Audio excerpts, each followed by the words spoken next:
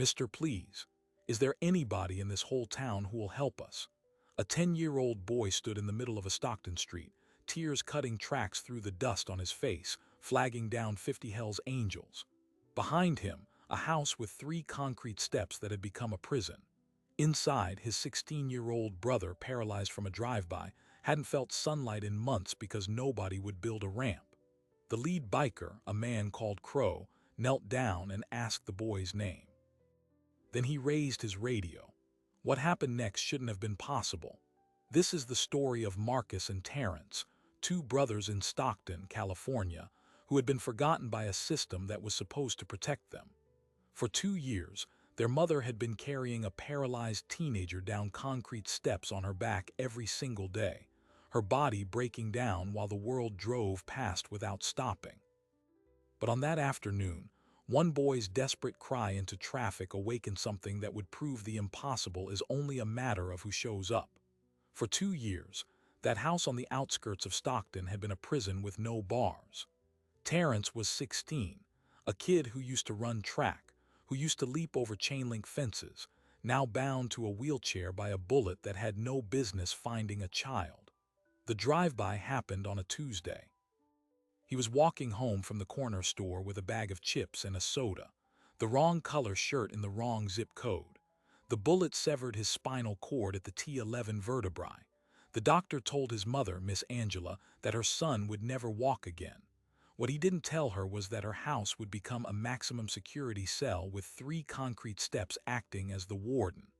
There was no ramp, no lift, no help from the landlord, who stopped returning calls the moment the Section 8 paperwork got complicated. No help from the city, which had a 2-year waiting list for disability modifications. No help from the charities, which ran out of funding every fiscal quarter before Angela's application ever reached the top of the stack. So every single morning, this woman, 5'3", 140 pounds, a cafeteria worker at the middle school, hoisted her teenage son onto her back and carried him down those steps, his dead legs dangling, her knees buckling, her spine silent, screaming with a sound only God could hear. She did it at 6 in the morning before her shift. She did it again at 4 in the afternoon when she got home, carrying him back up. 2 years of this. 730 days. The neighbors saw it. They pulled their curtains shut. Marcus saw it. 10 years old, watching his mother break in slow motion, and he couldn't stop any of it. That afternoon, when Terrence couldn't come outside, when Miss Angela had already carried him down and didn't have the strength to carry him back up after the school bus dropped him off, Marcus sat on those cracked concrete steps with dust on his face, and something inside him just snapped. He wasn't waiting for a government program that would never arrive. He wasn't waiting for a charity that couldn't find them on a map. So when the thunder of 50 Harleys rolled down that street, he ran straight into the road and screamed toward a man named Crow. He didn't know who they were. He only knew this. Nobody else had stopped. What Crow did next would make grown men weep, but first, he had to make a choice. Because the system had already made its choice, and the system had left these 2 boys to rot. Crow killed the engine of his Harley, and the whole pack behind him followed suit like a wave of silence. A 50-year-old road captain with a salt and pepper beard and knuckles scarred from a lifetime of wrenching on bikes. He didn't look like a man who'd stop for a crying child. But when Marcus stumbled into the road, arms waving, sobbing so hard the words came out in broken pieces, Crow didn't flinch. He swung his leg over the saddle and walked straight into the boy's despair. Kneeling on the asphalt, putting his eyes level with Marcus's, he asked 3 questions. "What's your name, son? Who's inside that house? And why are you crying like the world ended?" Marcus pointed at the door. He said 2 words that landed like a sledgehammer. "He can't walk." And then he told Crow everything. The drive-by, the wheelchair, the steps, their mother carrying a teenager on her back for 2 years while her body broke down. The city ignoring them, the landlord hiding, the charities running out of money before their name came up. All of it poured out on that cracked street in Stockton while 50 tattooed men looked on. Crow listened. He didn't interrupt, didn't hurry the boy. When Marcus finished, Crow stood up, looked at the 3 concrete steps, looked at the front door with its peeling paint and its missing screen, and then he raised his radio to his lips and spoke 3 words that would change everything. Bring the trucks. Within 15 minutes, the Harleys were gone and 4 pickup trucks rumbled into the neighborhood loaded with lumber, concrete mix, power tools, and a portable ramp kit that one of the members, a contractor named Sledge, kept in his garage for emergencies just like this. These weren't random bikers playing Good Samaritan. This was a coordinated strike from men who had spent years building things with their hands. Sledge, a foreman for a construction company during the week, started barking orders before his boots hit the ground. We need the forms set for the concrete base. We need a secondary team cutting the stringers to code. We need someone to check the door threshold for clearance. The bikers moved like a military unit, but not the kind that takes orders. The kind that already knows what to do because every single one of them had once been the kid nobody helped. And right now, Marcus and Terrence were every kid nobody helped. By the time Miss Angela got home from her second shift at the nursing home, exhausted and barely able to stand, she walked up to a scene that stopped her dead on the sidewalk. Her front yard was a construction site. A dozen men in leather vests were on their knees smoothing wet concrete. Another group was cutting lumber on the lawn. A third was installing handrails. And there, sitting on the porch steps with a huge grin on his face, was Marcus, handing nails to a biker with a teardrop tattoo under his eye. The man had lifted Marcus onto his shoulders so the boy could see the whole operation. Miss Angela's first instinct was terror. You hear the stories. You see the patches. You see the news reports that paint these men as outlaws, as animals. But before she could speak, Crow walked up to her, pulled off his sunglasses, and handed her a cold bottle of water. "Ma'am, your son flagged us down, told us about Terrence. We're going to fix this." He said it like a promise, not an offer. She looked past him and saw Terrence, her 16-year-old, his face pressed to the front window, watching the chaos with wide eyes. In 2 years, she had never seen him smile, not once. But right then, behind that glass, his lips were moving, mouthing the same word over and over. Wow, the word she'd forgotten how to feel. But here's the thing that nobody expected. The city of Stockton, which had ignored this family for 2 years, suddenly showed up. A code enforcement officer rolled down the street in a white truck and stopped in front of the house. He got out, clipboard in hand, and demanded to see a permit. Sledge, the contractor, turned around slowly. This guy was 6'4", 260 pounds, with a beard that could hide a toolbox. He walked over to the officer, pulled a folded piece of paper from his vest, and handed it over. It was a permit, pulled that afternoon by a club member who worked in the city planning department and had called in every favor he had. The officer looked at the paper, looked at the 50 bikers, and said, "You've got until sundown." Sledge smiled. "We only need 6 hours. That was at 2 in the afternoon." By 8 o'clock, when the sun dipped below the rooftops, the last nail was hammered in, the last coat of paint was drying, and a brand new accessibility ramp wound from the front door down to the sidewalk, sturdy enough to hold a truck. And then Crow did something that would become legend. He walked up the ramp first. He knocked on the door. He asked Miss Angela for permission to carry her son out. And when she nodded, tears streaming, Crow lifted Terrence out of his chair, cradled him like a brother, and carried him down that ramp as gently as if he were made of glass. Terrence's face hit the evening sun for the first time in months. He closed his eyes. He breathed. And then he said, loud enough for everyone to hear, "I forgot what outside felt like." Every biker on that lawn stopped working. Some of them turned away. Some of them cried. Marcus ran up and grabbed Crow's leather vest in his small fists and wouldn't let go. That could have been the end. A beautiful moment, a feel-good story, a fleeting miracle. But it wasn't the end. Because word of what happened started spreading through the neighborhood that very night. A local reporter caught wind and called the city. The city, embarrassed, released a statement saying they'd expedite the disability modifications waiting list. The landlord, suddenly terrified of publicity, offered to pay for a new ramp even though one was already there. The charities that had run out of funding suddenly found more. But Crow and his brothers weren't fooled. They knew how the system works. It apologizes after the fact. It fixes things only after somebody else does the work. So they decided to do something that would keep this from ever happening again. not just for Marcus and Terrence, but for every family in that neighborhood who'd been thrown away. And that's when 50 Hells Angels became the most unlikely social workers in California history. But what they tried to do next would bring them face to face with a wall of bureaucracy, a stubborn mayor, and a secret that one of those bikers had been carrying for 30 years. The morning after the ramp went up, Crow called a meeting in the parking lot of a closed-down auto parts store on Wilson Way. All 50 men showed up. He stood on the flatbed of Sledge's pickup and said something that stunned everyone silent. How many more houses on this block have no ramp? They started counting.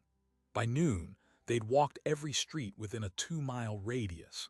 They found 14 families in the same situation. 14 wheelchair-bound kids, elderly veterans, and accident survivors trapped behind steps that the city had never fixed. 14 families who'd been waiting on the same disability modification list that Miss Angela had been buried under. The average wait time was 31 months. Some had been waiting 5 years. One elderly man, a Vietnam vet named Mr. Roscoe, hadn't left his bedroom in 18 months. His daughter fed him through a window because the front door was inaccessible. When Crow heard that, he stood up so fast his chair tipped over and he said, "We start tomorrow.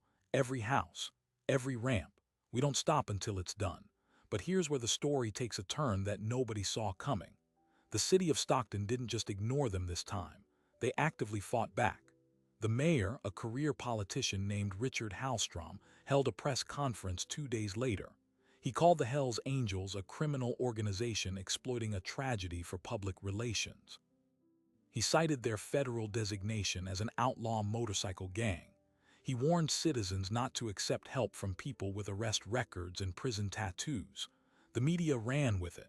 Suddenly, the story wasn't about a boy who got a ramp. It was about whether a notorious biker club could be trusted, whether their charity was a cover, whether the mayor was protecting the public or protecting his own inaction. The families were terrified. Some of them called Crow and canceled. They said they couldn't afford the attention, the risk, the retaliation from the city. Crow didn't argue, he just listened. Then he did something that the club had never done before. He called a lawyer, a civil rights attorney named Gloria Banning, who'd spent 20 years suing municipalities for ADA violations. She took one look at the case and said, "You build the ramps. I'll handle the city. If they try to stop you, I'll bury them in federal court." By the end of the week, she'd filed an injunction. The mayor's office couldn't legally prevent the construction, but they could inspect it, delay it, fine it for permit issues. They sent inspectors daily. They cited code violations that didn't exist. Sledge had to rebuild 2 ramps because the inspector claimed the grade was off by half a degree. The bikers worked anyway, in the dark, in the rain, before the inspectors woke up. And then, on the 10th day, while they were hauling lumber to Mr. Roscoe's house, something broke inside Crow. He was standing on the sidewalk, looking at the old man's window, when he suddenly walked away from the crew and sat down on the curb with his head in his hands. Sledge found him there 10 minutes later, shaking. Crow looked up and said words that would change everything. "I had a brother. My little brother, Jesse. He was paralyzed at 14, diving accident in the Sacramento River. Our house had 4 steps. My dad was gone, my mom worked 3 jobs, and I was supposed to be the man of the house. But I was 18 and angry, and I ran with the wrong crew. I spent more time in juvie than at home. One day, my mom tried to carry Jesse down those steps by herself. She fell. He broke his collarbone. The hospital said he needed a ramp. I said I'd build it. I never did. I kept putting it off, kept getting arrested, kept chasing trouble. 3 months later, Jesse got pneumonia from never being able to get outside, never getting sunlight, never breathing fresh air. He died in that house, looking out a window just like that one." Crow's voice cracked open. He said, "That was 32 years ago, and I've been trying to build his ramp ever since. Every ramp, every job, every time I swing a hammer, it's for Jesse. That's why I stopped for Marcus. That's why I'll never stop." The secret that Crow had carried for 3 decades wasn't just grief. It was the reason the Hells Angels would never back down from a mayor, from a city, from a system that left kids like his brother to die. It was the fire that was about to ignite a movement no one could extinguish. The next morning, the Hells Angels didn't wait for the inspectors. They arrived at Mr. Roscoe's house at 5 a.m. with headlamps and quiet tools. Sledge had pre-cut every stringer the night before in a warehouse across town. By sunrise, a fully compliant ramp stood in place, and Mr. Roscoe's daughter was weeping into the chest of a biker named Mouse, who had a teardrop tattoo and a voice like a rusty gate. Before the city could respond, they hit 2 more houses that same day. By the end of the week, all 14 ramps were done. 14 doorways that had been walls for years were now open. The news crews couldn't ignore it any longer, but it wasn't the ramps that broke the story wide. It was a photograph taken by a neighbor on a cell phone, Crow kneeling in front of Terrence's wheelchair, teaching the boy how to check the tire pressure on his new mobility scooter. The caption read, "The outlaw who stays." It went viral in 6 hours. Suddenly, national outlets were scrambling to cover the Stockton ramps, and the mayor's previous press conference looked like a smear campaign. Gloria Banning saw her opening. She called a press conference of her own, standing on Mr. Roscoe's new ramp with the old man in his wheelchair beside her. She held up a thick binder. "This is the city's ADA waiting list. Over 400 families. Some have been on it since 2016. The average wait is longer than the life expectancy of a terminal cancer patient on hospice. Today, I'm filing a class-action lawsuit against the city of Stockton for systemic violation of the Americans with Disabilities Act." The mayor's office went silent. The city council called an emergency session. But the real earthquake came when the mayor's own chief of staff resigned on live television, saying he couldn't defend a policy that left veterans and children trapped in their homes. By the end of the month, the city settled. $41 million allocated to ramp construction, elevator installations, and retrofitting public housing. Every family on the list received a letter with a construction start date. The bikers could have walked away then, mission accomplished, headlines fatting, but they didn't. Crow called another meeting. This time it wasn't about ramps. It was about a permanent foundation. They called it Jesse's Hammer, a nonprofit named after Crow's brother, funded by club dues and donations from biker chapters across 4 states. Its mission: to show up within 48 hours of any request, no questions asked, no paperwork required, just a crew with tools to make a home accessible. Within a year, they'd built more than 200 ramps across California. The mayor, Richard Hallstrom, lost his re-election bid in a landslide, and the new mayor appointed Sledge to the city's Disability Advisory Board. Terrence started community college, studying architecture. He designed the foundation's logo. Marcus joined a youth mentorship program started by the club, learning carpentry after school. Miss Angela quit her second job because the settlement included back payments for the years she'd been forced to lift her son alone. But there was one last surprise that no one saw coming.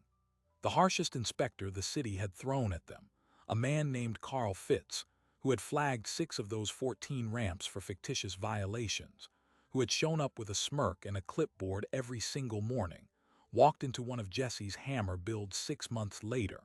He wasn't carrying a clipboard. He was carrying a photograph. He found Crow and asked to speak privately. Fitz's younger brother, he said, had been born with cerebral palsy. Never walked. Their father built a ramp for him back in 1979, a wooden thing that rotted out in 3 years because the county refused to pay for repairs. His brother died of a respiratory infection at 19. Fitz had spent his career enforcing building codes, and somewhere along the way, he'd convinced himself that rules were more important than people. When he saw Crow's story on the news, he said, it broke something loose inside him. He handed Crow the photo. It showed a boy in a wheelchair on a rotting ramp, grinning.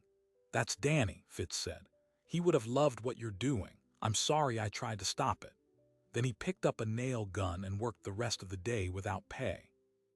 The movement Crow started that afternoon, when a 10-year-old boy ran into traffic, had become something bigger than ramps. It had become a reckoning about who we see as dangerous and who we overlook as invisible. And the final chapter of that reckoning was about to be written not in a courtroom or a city council chamber, but in a single quiet moment on the same street where it all began. 1 year later, a single Harley rolled down that same cracked street in Stockton. Crow was alone this time. He parked in front of the house, now painted a bright sky blue, the ramp still solid, still perfect. Marcus was sitting on the steps, not crying anymore but laughing, tossing a baseball with Terrence, who was parked at the bottom of the ramp in his chair, his glove raised. Crow didn't get off the bike. He just watched them for a moment, then reached into his vest and pulled out a folded photograph of a boy who never got his ramp. He tucked it back inside, nodded once, and rode away. Because the thing about building ramps is you're never just building them for the person in the chair. You're building them for every person who ever had to carry someone they loved, for every 10-year-old who ran into traffic, for every brother who spent 32 years trying to say I'm sorry. We like to think we know who the dangerous people are. We cross the street when we see leather and tattoos, and we assume the suit in City Hall has our best interests at heart. But in this story, the system wore a tie and did nothing for 2 years, and the outlaws showed up with lumber and built a better world in 6 hours. So I have to ask you the same question I've been sitting with since I first heard about Crow and Marcus. If you saw a child crying in the road, if you saw a door that had become a wall, would you be the one who stops?